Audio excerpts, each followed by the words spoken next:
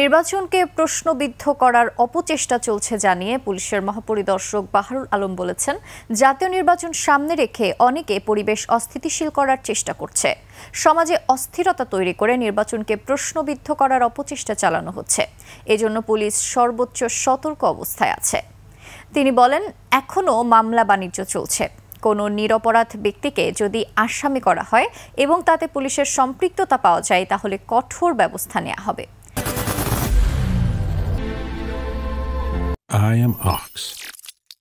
IGP জানান, নির্বাচনে 2,50,000 সদস্য দায়িত্ব পালন করবেন।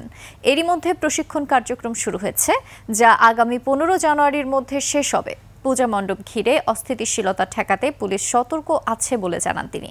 দুর্গাপূজা উপলক্ষে পূজা মণ্ডপগুলোতে যাতে কোনো অস্থিতিশীল পরিবেশ সৃষ্টি না হয়, সেজন্য পুলিশ সর্বোচ্চ সতর্ক অবস্থানে রয়েছে। মঙ্গলবার পুলিশ সদর দপ্তরে সংবাদ সম্মেলনে এসব কথা বলেন তিনি। আইজিপি জানান, গত 1 সেপ্টেম্বর থেকে 29 সেপ্টেম্বর পর্যন্ত দুর্গাপূজাকে ঘিরে সারা দেশে মোট 49টি বিচ্ছিন্ন ঘটনা ঘটেছে। এসব ঘটনায় 15টি মামলা হয়েছে এবং গ্রেফতার করা হয়েছে 19 জনকে।